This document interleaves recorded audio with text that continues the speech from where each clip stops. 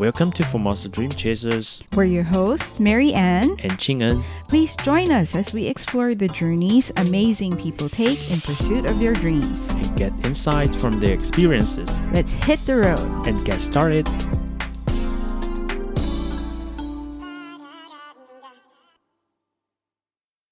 Hey everyone, welcome back to Formosa Dream Chasers. In the previous episodes, we've been talking to Imelda Ching, a Filipino restaurant owner here in Taipei, who's been sharing her journey of coming to Taiwan and starting her own business offering authentic Filipino cuisine. Today, we continue our conversation to find out what she's learned throughout this entire journey. As for your restaurant, do you decorate your restaurant like in a Filipino way? Do I have? It's very...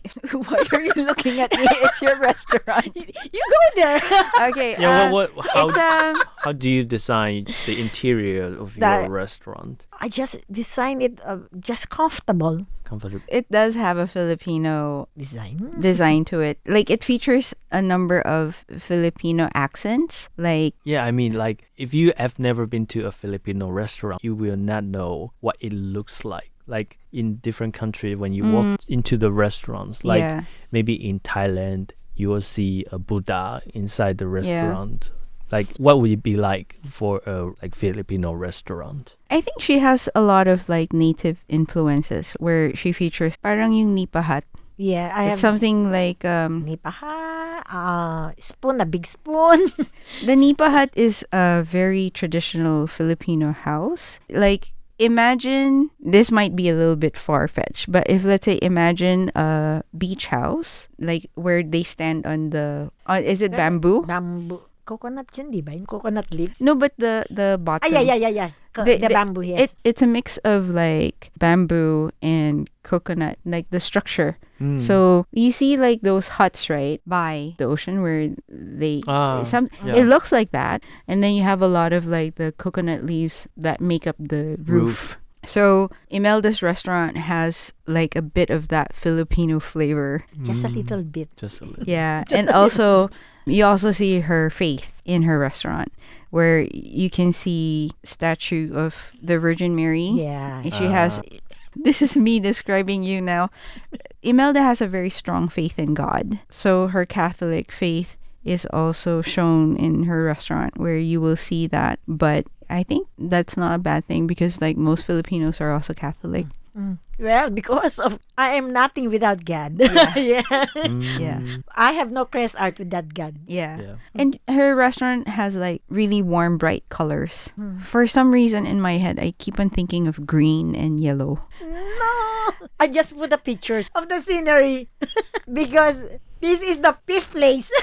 This is the fifth one. The fifth one that I always transfer because of the prices of the half the rent. Yeah. Okay. So yeah, back to like the design. So definitely the design includes like touches of Filipino culture. That's definitely included in her restaurant. So you will have little accent pieces that showcase very Filipino things. For the record, I can't make it a very Filipino because the landlord is so the price of the rent are going to make it higher, or every time. You mean to say like if you decorate it too much, the landlord will also... Sometimes. My two landlords are that. Well, they would raise the rent. They raise the rent.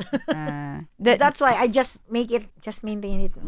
Just keep it simple. Keep it simple. So now that you've been running your restaurant for like 28 years, what would you say is the most rewarding part of the business? Well, the reason why I make this restaurant is, first, I have to help my family, right? To raise my family. And the second is, I miss Philippines. Okay. I miss my family. And if I'm going to open this business, I can have a Filipino friends. And I miss the Filipino food. So that's why I cook a Filipino food. That's the reason, yes. And my reward is, I have many friends. Basically, it's also a way to connect to the Filipino community. Yes. Okay. I'm just curious, you also have Taiwanese customers. Do you have a customer who visited your restaurant for a very, very long time? Yes, there is a couple. I think there are 60s or 70s there.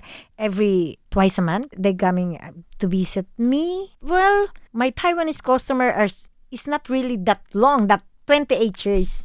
So my customers really started, I think, 10 years ago. That's still a long time. Yes. And they all telling them to a friend. To their friends. And there's a couple, they like my food. Every time they come into Chongsan, they have to eat to our place. But sadly, they transferred to Hualien. There's a time that they come in Taipei about 7 o'clock or 7:30 in the evening. And they called me because that time I closed earlier and me and my kids are going to night market. We're going walk. After 15 minutes, they call us. And where are you? You're supposed to open. You still not there. Your closing time is 8 o'clock. So, well, I'm just out. Okay, can you come back tomorrow? No, we can't. Okay. Can you wait me 40 minutes? Okay, we're going to wait for you for 40 minutes. So they really waited. They really wait. And then, you know us. Well, yeah, I know you, but yeah. Because we're going to Hualien tomorrow. So every time we're going to Taipei, we're going to visit you. They miss you already.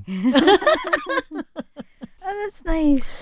I think the relationship changes from customer to friends. Yes, most of the customers become my friend. Yeah. So for the future, how do you see your restaurant develop? Do you consider to expand your business, or do you have any other plans? Expand? Maybe I'm going to let my kids do that.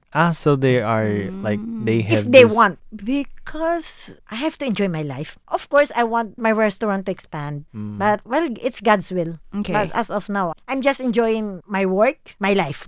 Wait, how old are your kids now? The eldest is 32, and the second one is 28. Do they plan to take over your business? I don't know. They have their own work, but the important is they know how to operate it. Of course, my dream is to have an expanded the Crest Art. But if my daughter doesn't like it, I will not force it. They have their own lives. They have their own dreams. So, looking back at the journey you've taken to open this restaurant, what would you say you have learned from this experience? There's so many up and down.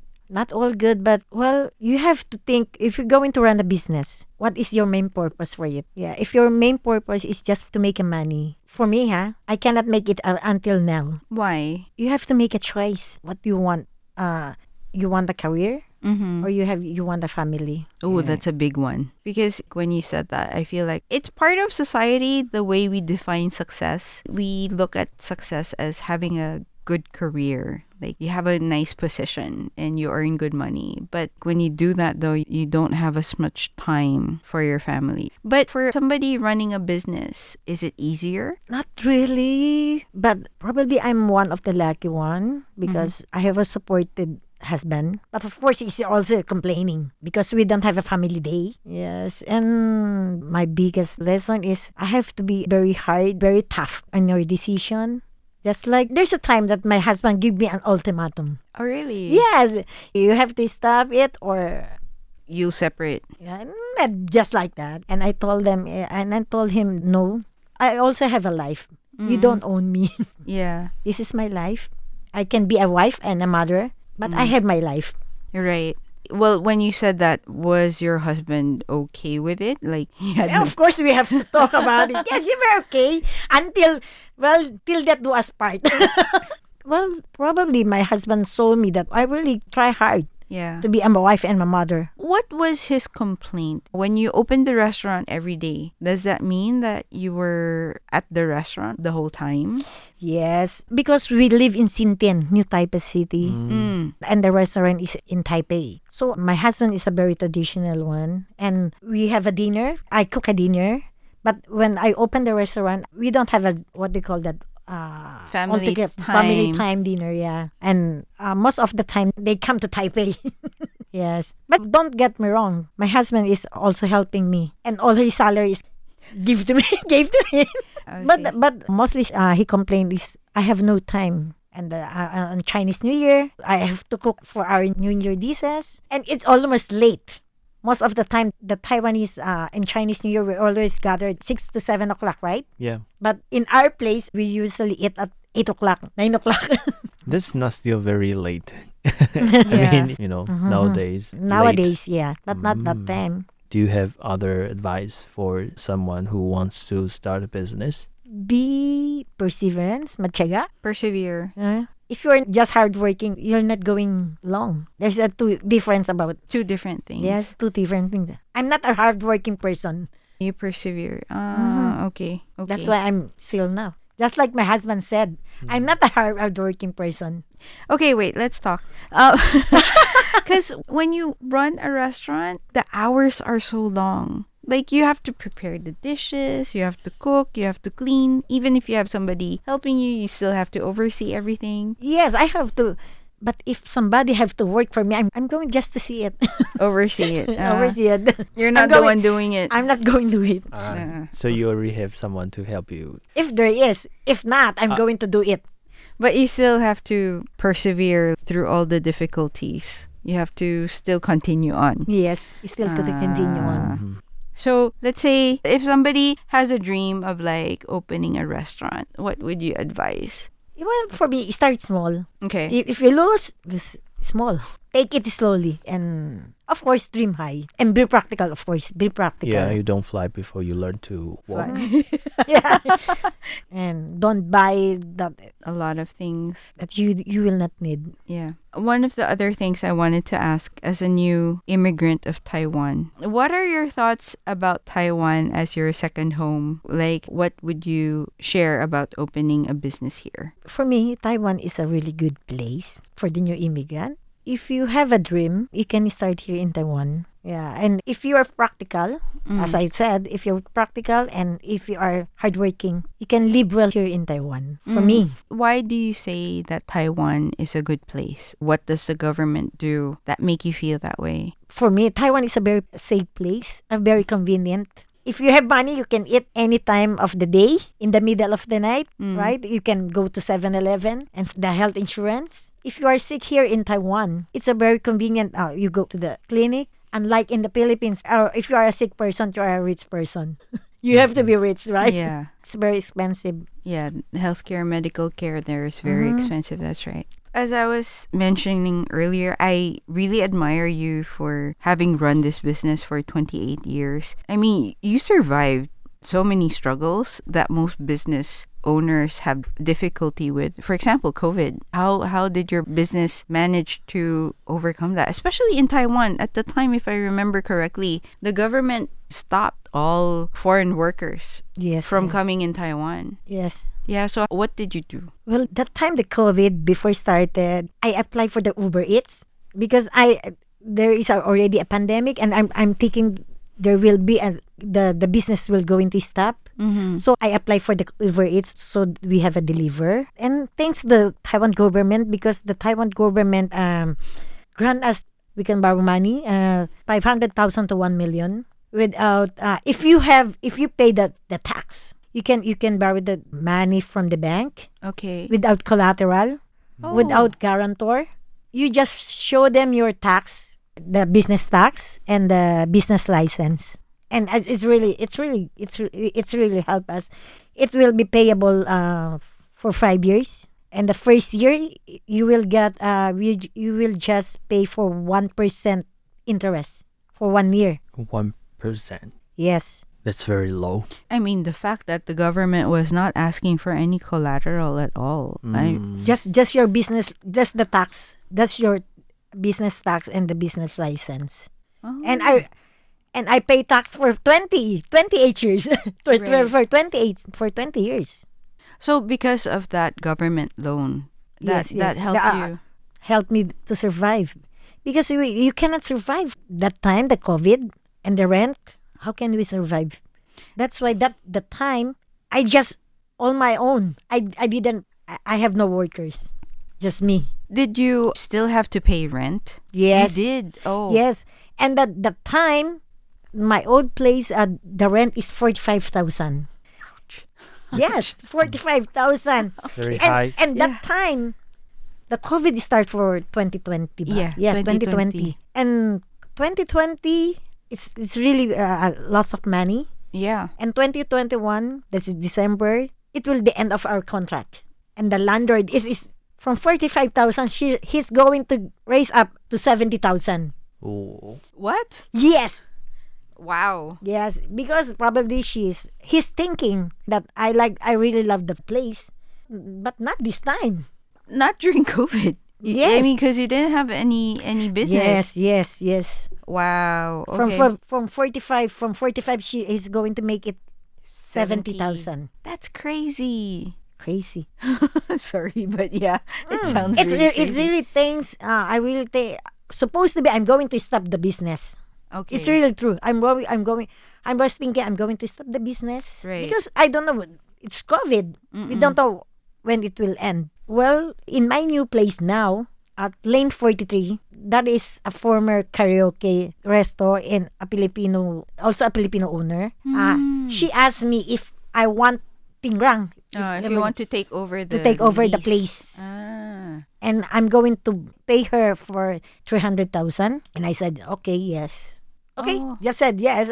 Transfer it. And from I transfer it, I transfer for the place. Yeah. And the rent is much lower, and a bigger, bigger space. Yeah. During COVID time, did you have a lot of orders for delivery? I'm curious because you mentioned like your customer base is both Filipino and Taiwanese. So I was wondering.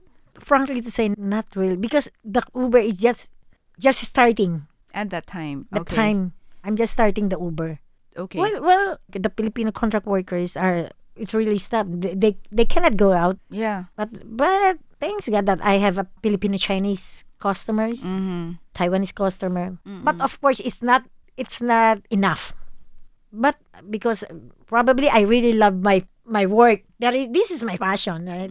I really love my work. So let's see. And well, I really think the big help. Of course, the big help is the Taiwan government. I borrow about 1 million.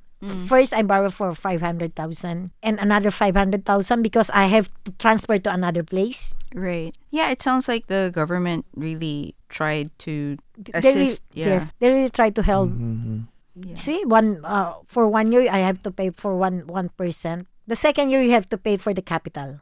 Okay. The first year is just interest 1%, no capital. So you have every month 500 for the 500 NT for 5,000. For 500,000 I just pay 400 plus 400 something. Yes. I'm wondering because you started to use Uber delivery as a way to run your business. And since then, has anything changed? Like maybe you expand your customers.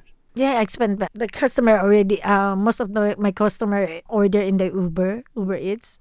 Taiwanese or Filipino or tourists, Filipino tourists also. So we can order Uber Eats. That's good to know.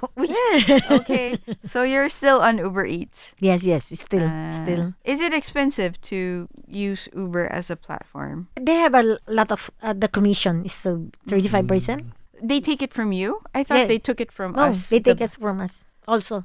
I don't know. I don't know the customers. They take us from us. That's pretty high. It sounds pretty high, right? Yeah, it's pretty high. That's why we have to make it high.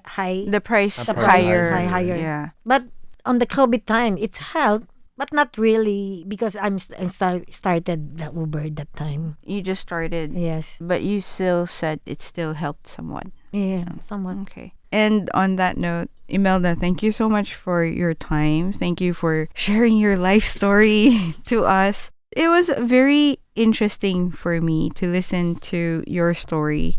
You were very open about it. So thank you. Thank you for your time and thank you for coming here. Thank you also for inviting me. I hope I answer it well. Yeah, you did. You did very well. I hope you can visit the Crest Art. We will. Ching-en and I are already planning to go. If you want to eat authentic food, come to Crest Art. We will. Again. Thank you very much, Imelda. Thank you for inviting me. Thanks. Thank you. Thank you.